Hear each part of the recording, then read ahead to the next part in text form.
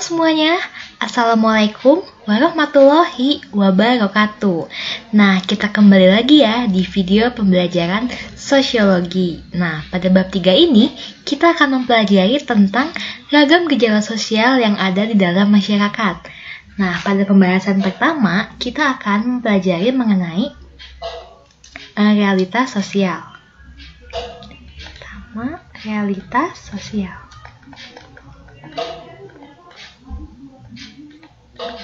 Nah, kalau misalnya teman-teman mendengar realitas sosial, mungkin yang ada di pikirannya itu adalah real gitu, atau sebuah kenyataan gitu ya. Nah, tapi memang benar ya teman-teman, realitas sosial ini, kalau menurut Peter sama Thomas ya, ini Peter sama Thomas ini merupakan salah satu dua orang ahli sosiologi gitu ya.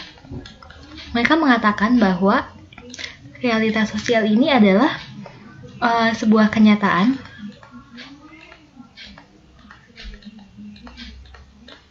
yang dikonstruksikan secara sosial gitu ya.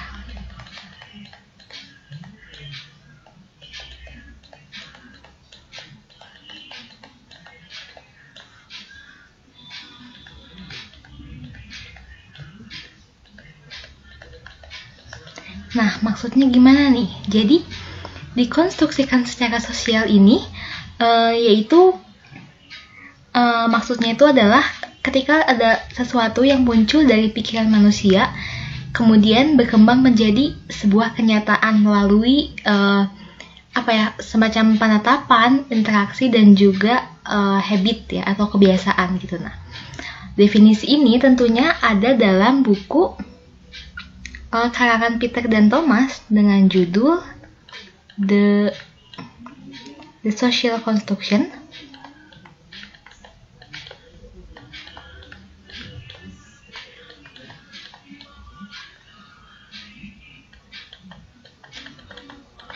Construction of Reality.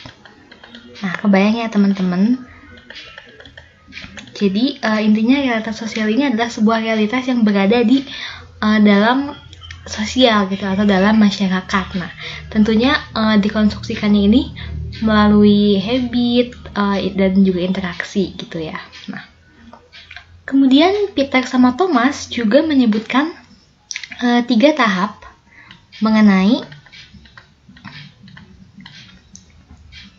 bagaimana sebuah kenyataan itu bisa dikonstruksikan secara sosial gitu. Nah, tahapannya ini apa aja nih? Kita bahas satu-satu ya.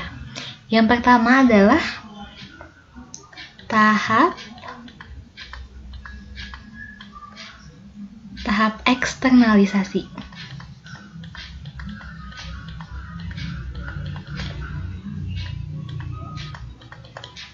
Nah, kalau tahap eksternalisasi ini adalah sebuah proses di mana ide-idenya itu muncul dari pikiran kita gitu. Nah, jadi kalau ini tuh adalah tahap di mana ya idenya itu bermunculan gitu kan ya. Nah, kemudian ide itu menjadi sesuatu yang eksis gitu di luar dari individu tersebut. Nah, dengan kata lain, si eksistensi idenya itu mungkin sudah berada di dalam sebuah struktur sosial gitu ya. Jadi ini tuh adalah ide yang sudah ada dalam struktur sosial gitu.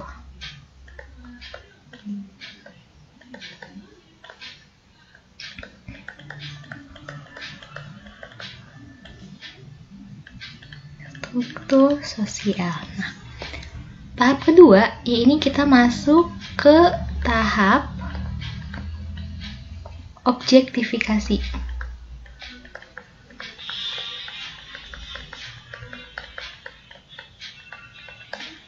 Mungkin kalau teman-teman ngedengar kata objektif itu sudah udah nggak asing lagi gitu ya. Nah, jadi di tahap objektifikasi ini di mana proses ide-ide itu menjadi sebuah objek gitu, dan mulai dipersepsikan sebagai kenyataan. Objektifikasi juga melibatkan penetapan, interaksi, dan juga habits. Nah, ide-ide ini, berarti pada tahap ini tuh idenya sudah disepakati ya, sudah disepakati oleh masyarakat tentunya.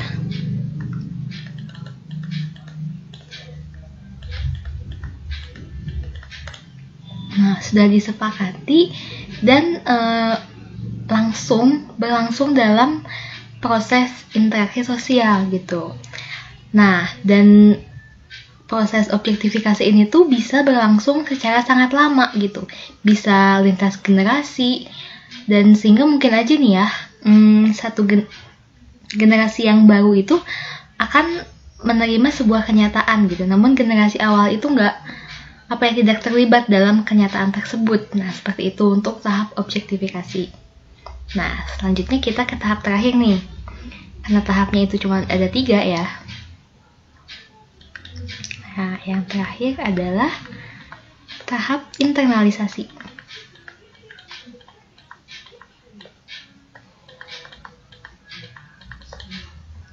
Nah, tahap internalisasi ini adalah adalah proses di mana sebuah kenyataan yang objektif itu atau sesuatu yang sudah mengalami objektifikasi diserap dan kemudian masuk ke dalam diri manusia sebagai sebuah pengetahuan gitu. Nah, jadi ketika ide ini sudah terobjektifikasi dan sudah diterapkan dalam masyarakat, itu akan menjadi sebuah pengetahuan juga dalam masyarakat.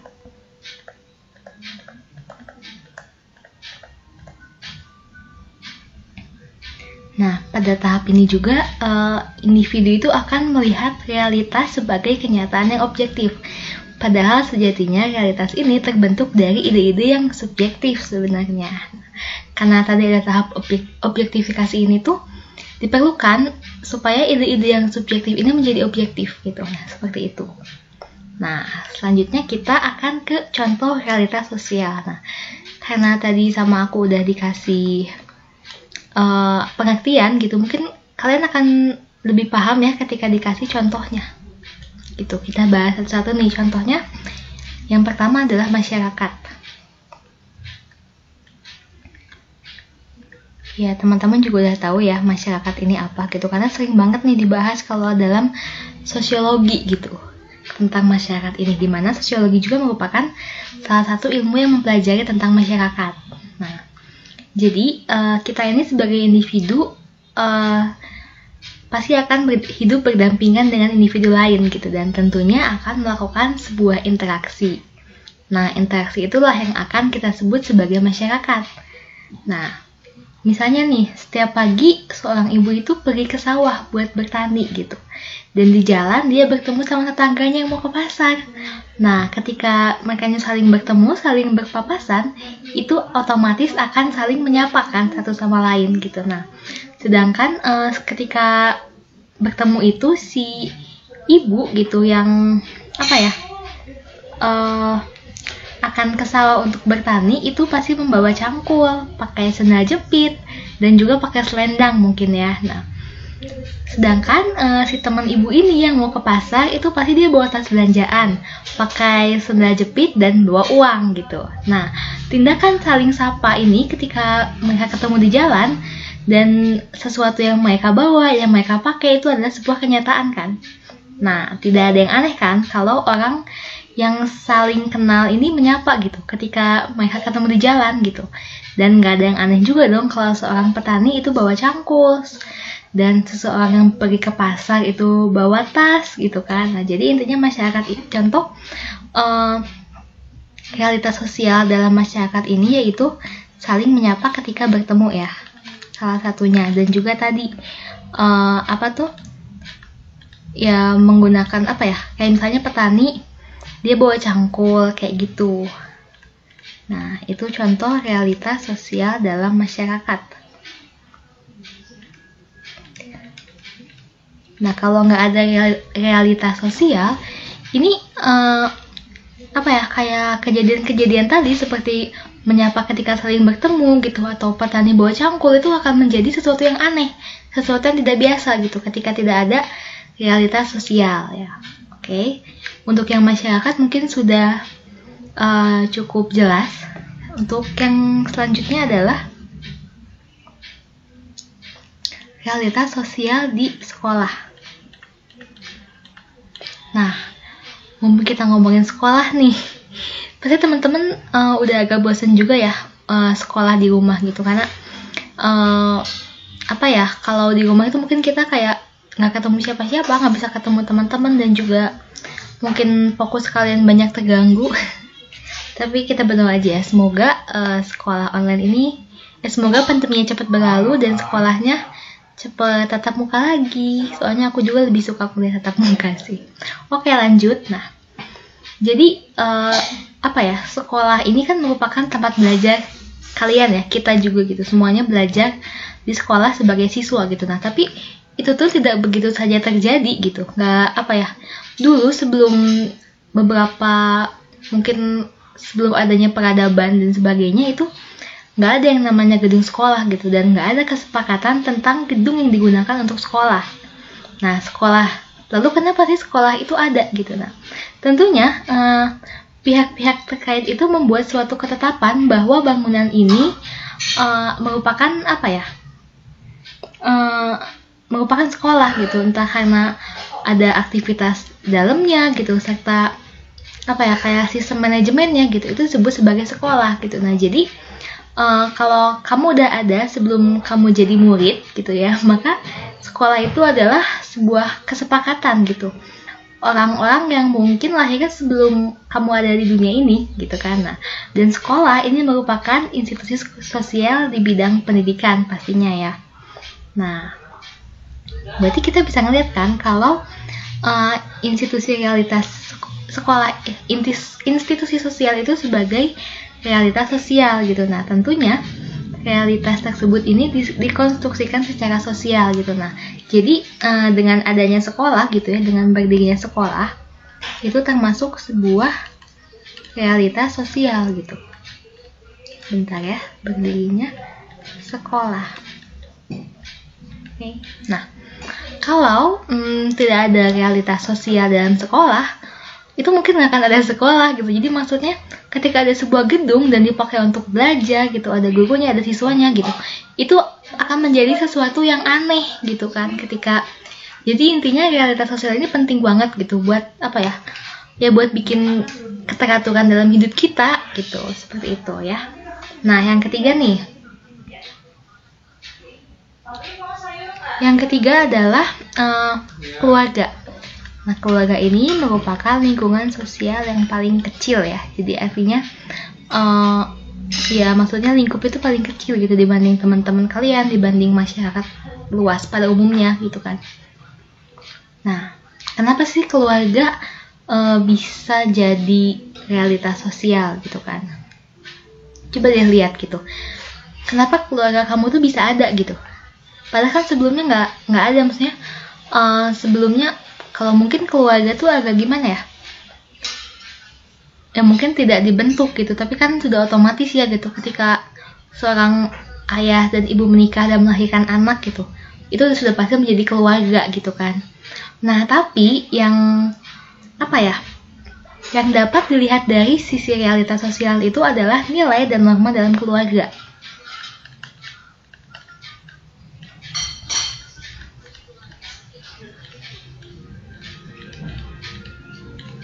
Nah, kenapa nih nilai dan norma? Misalnya gini deh, keluarga kamu ini sepakat nih gitu bahwa mencuri uang itu nggak baik gitu, atau kalau misalnya minum pakai tangan kiri juga nggak sopan gitu ya, dan mungkin aturan-aturan lainnya gitu kan. Nah, terus itu tuh sudah ditanamkan oleh keluarga kalian sejak kalian kecil gitu. Tiba-tiba kalian tumbuh berkembang jadi dewasa gitu kan. Nah, maka kamu tuh otomatis akan apa ya?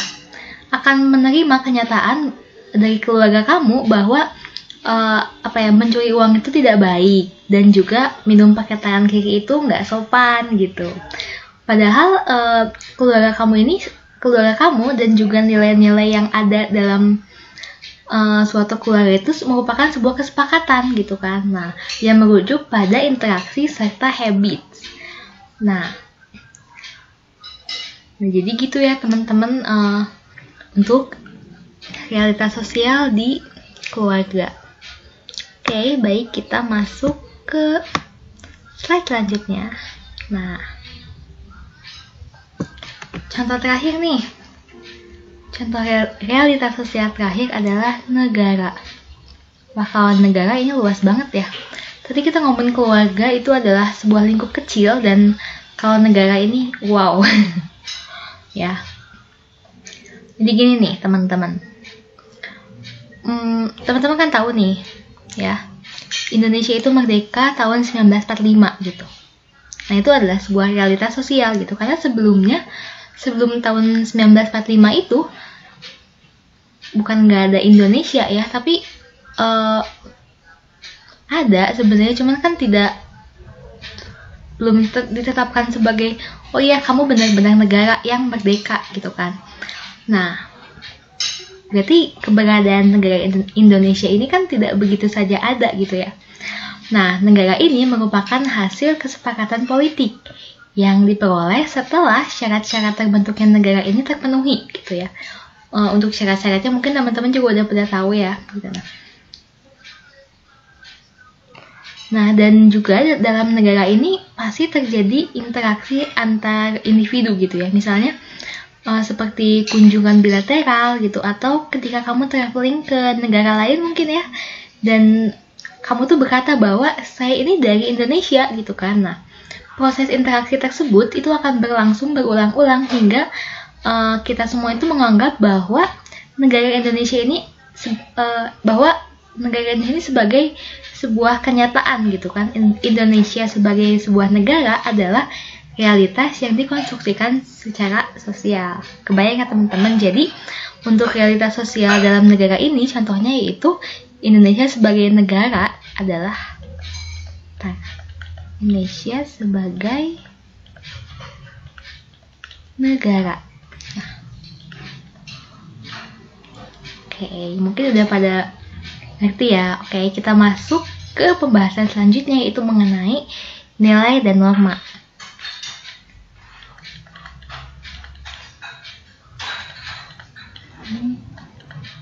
Nilai dan norma ya. Nah, kita akan bahas satu-satu nih ya. Kita bahas dari nilai dulu ya. Kita akan mengupas tuntas apa itu nilai dan contoh-contohnya seperti apa gitu ya. Nilai yang di sini bukan berarti nilai ujian kalian gitu, bukan ya teman-teman. Jadi kalau dalam sosiologi nilai ini adalah sebuah aturan gitu yang ada dalam masyarakat.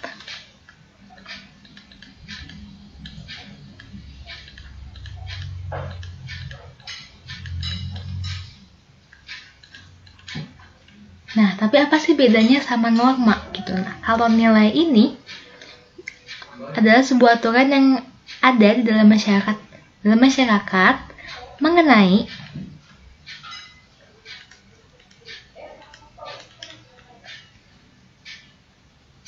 baik atau buruknya suatu perilaku gitu ya.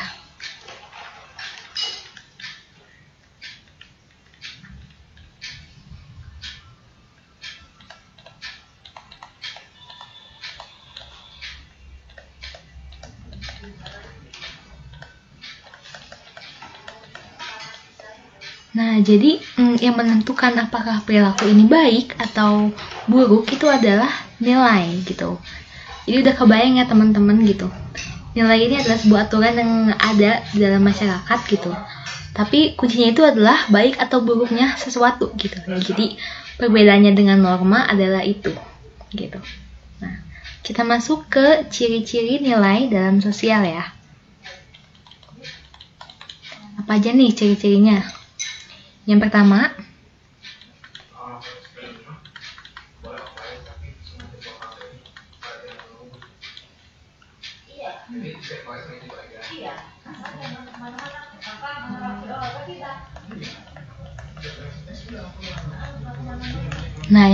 ini ialah ditentukannya itu melalui interaksi antar manusia gitu yang terjadi secara intensif, bukan merupakan bawaan sejak lahir. Nah, jadi tidak nilai sosial itu tidak tercetuskan secara begitu saja gitu, namun adanya kesepakatan gitu antar manusia gitu yang secara intensif gitu kan. Nah, yang kedua yaitu ditransformasi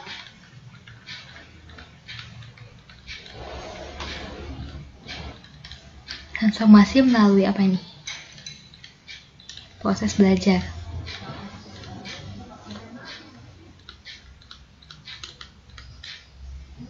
Nah, jadi bukan hanya kesepakatan dan apa ya, jadi tidak subjektif gitu si nilai ini gitu. Jadi bukan semata-mata ketika menurut saya benar lalu disepakati dan menjadi sebuah nilai gitu, tapi harus juga ditransformasi melalui proses belajar gitu.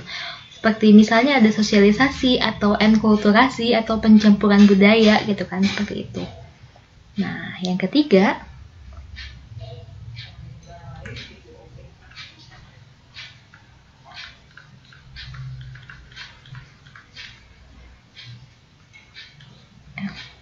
sorry, kita lihat dulu karena ini terlalu panjang kalau ditulis. Kita langsung ke intinya aja ya. Nah. Oke. Yang ketiga adalah memenuhi kebutuhan sosial.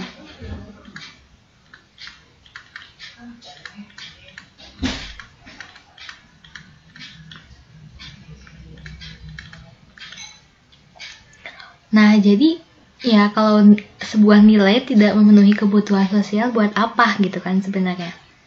Nah, jadi makanya kenapa harus disepakati gitu, agar kita tuh tahu kebutuhan apa aja nih gitu yang masyarakat kita butuhkan. Karena kan kebutuhan antara satu orang dengan orang yang lainnya itu tidak selalu sama ya gitu, dan pasti akan berbeda gitu. Nah, inilah fungsinya kesepakatan dalam sebuah nilai gitu kan. Nah, yang keempat yaitu berbeda-beda untuk setiap kelompok. Nah, jadi ketika kamu membuat suatu nilai dalam kelompok kamu, itu belum tentu bisa diterapkan di kelompok lain gitu. Ketika kamu masuk ke sebuah kelompok lain, itu belum tentu kamu bisa terapkan di sana gitu. Jadi karena ditentukannya itu melalui interaksi gitu, dan juga memenuhi kebutuhan sosial gitu kan. Kebutuhan kelompok kamu dengan kelompok yang lain itu akan berbeda gitu. Nah, jadi pasti akan berbeda-beda gitu antara satu kelompok dengan kelompok yang lainnya. Nah, itulah tadi 4 ciri-ciri dari nilai. Nah, sekarang kita beralih ke sifat. Nah, sifat nilai itu apa aja sih? Nah, kalau berdasarkan sifatnya itu dibagi menjadi 2 ya. Kita next slide aja ya, biar nggak terlalu ke bawah. Sebentar teman-teman. Nah, udah oke, kita udah masuk ke slide ketiga ya. Yang pertama yaitu adalah nilai yang terencana.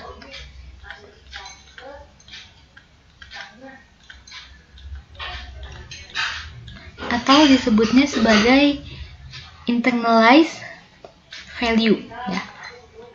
Internalized value. Value itu adalah nilai ya, teman-teman. Nah, nilai yang direncanakan ini atau terencana ini seperti apa gitu. Nilai yang terencana ini merupakan nilai yang sudah tentram.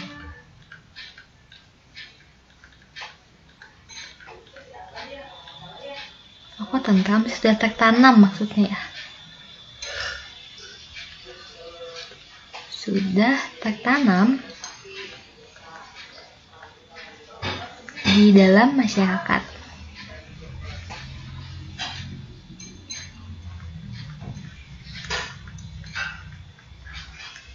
Nah, tapi sebelum semua nilai itu tertanam dalam masyarakat, juga harus tertanam dalam individunya gitu. Seperti contohnya adalah tertanam di dalam alam bawah sadar semua individu yang ada di masyarakat tersebut gitu. Nah, sehingga untuk melakukan sesuatu itu sudah terjadi secara otomatis gitu. Jika nilai tersebut melanggar, maka akan muncul mungkin sebuah rasa malu atau rasa bersalah gitu kan. Nah, itu karena rasa malu dan bersalah tersebut itu tertanam terjadi karena kita tuh si nilai itu sudah tertanam ke dalam alam bawah sadar kita. Nah, itu untuk yang nilai yang terencana ya. Yang kedua yaitu nilai yang dominan.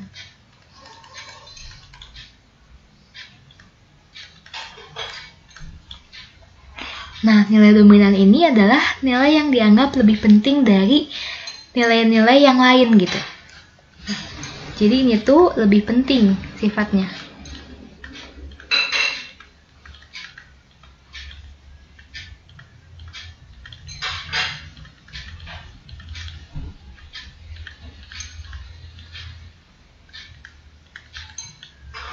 Nah, tentunya pedoman untuk melakukan nilai dominan ini didasarkan pada banyaknya orang yang menganut nilai tersebut.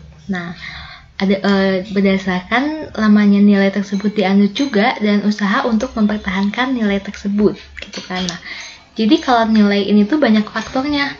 Tadi ya, yang pertama adalah berapa banyaknya orang yang setuju gitu dengan nilai tersebut. Lalu berapa lama sih nilai itu tuh dianut sama masyarakat gitu. Lalu usahanya itu seperti apa gitu untuk mempertahankan nilai tersebut, dan siapa saja orang yang menganut nilai tersebut gitu, apakah orang yang memiliki kedudukan tinggi atau mungkin yang sebaliknya gitu. Nah, jadi kalau nilai ini tuh mungkin bagi aku lebih subjektif aja gitu ya. Oke, kita lanjut ke fungsi nilai sosial. Kenapa sih nilai sosial ini harus ada gitu di dalam masyarakat? Ya iyalah ya, karena kalau nggak ada nilai kan kita nggak tahu mana yang mana sesuatu yang baik menurut masyarakat gitu, mana yang tidak baik gitu kan sebenarnya. Tapi di sini aku akan kasih 5 contoh aja, nggak akan banyak-banyak. Mungkin contoh yang lainnya kalian bisa menganalisis atau mencari secara mandiri gitu ya. Oke, yang pertama ini adalah fungsi nilai sebagai alat untuk menetapkan kelas sosial.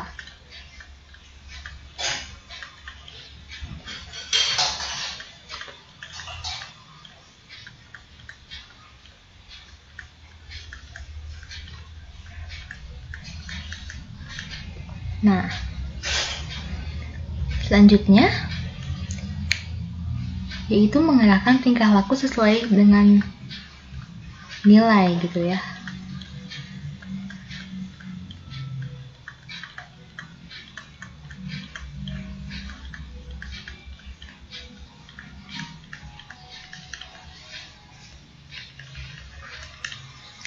Selanjutnya, memberikan dorongan bagi individu untuk menjalankan peran sosial. Ya benar juga nih. Bentar ya, kita lebih singkat aja nulisnya.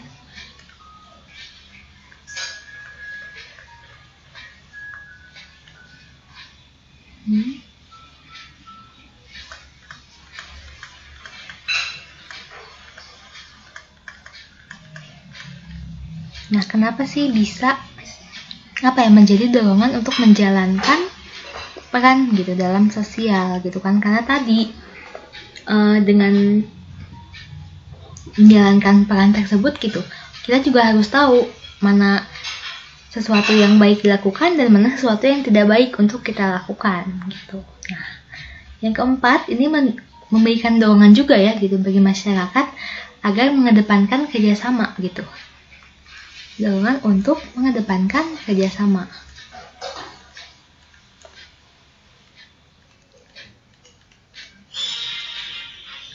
Kerja sama. Nah, yang terakhir yaitu mengontrol siapa nih? Ya, mengontrol individunya ya gitu. Mengontrol individu agar selalu berbuat baik gitu kan. Nah, oke, selanjutnya kita next slide.